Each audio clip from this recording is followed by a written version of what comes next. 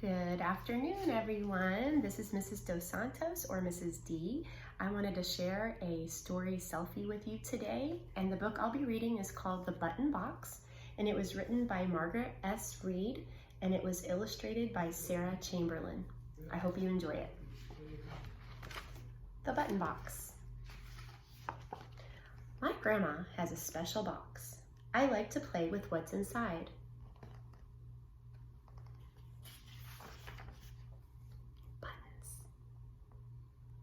My grandma used to have a button box as well. She used to sew. I swirl the buttons round and round, and then I pick the ones I like. 10 have flowers painted on them, just like Grandma's china dishes. I like to sort them first. Next, I look for sparkly buttons. I pretend they're jewels that once belonged to king and queens and movie stars. Some buttons are covered with cloth, satin, velvet, or corduroy. They make me think of fancy clothes. There are metal buttons from overalls and jeans, leather ones from cowboy shirts and sweaters. This looks like one from Grandpa's winter coat. Grandma says these small ones came from shoes worn long ago. Next, I sort the shiny buttons that come from uniforms. I line them up like marchers in a big parade. The one with the eagle I call Mr. President. I pull out all the pearly ones and make a rainbow pattern. When does little change to big? I can never tell. Some buttons have 4 holes, some have just 2.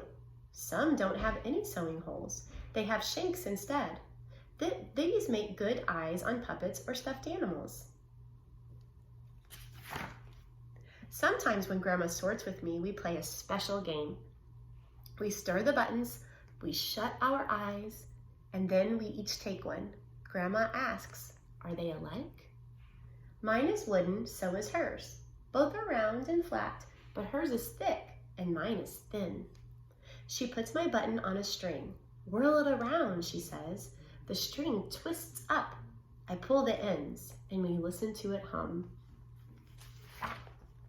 Grandma tells me what some buttons used to be. Some were seashells, some were even sand. Big furnaces heat the sand until it melts. When it cools, it's glass. Wooden buttons come from trees. Deer shed their antlers every winter and grow new ones in the spring. I like the buttons made from their old horns. When it's time to put the buttons back, I pretend I'm very rich, counting all my gold.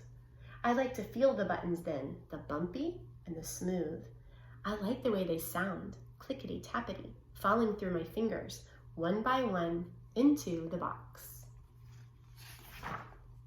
Then Grandma puts the box away where it will wait until next time. I wonder, who first figured buttons out?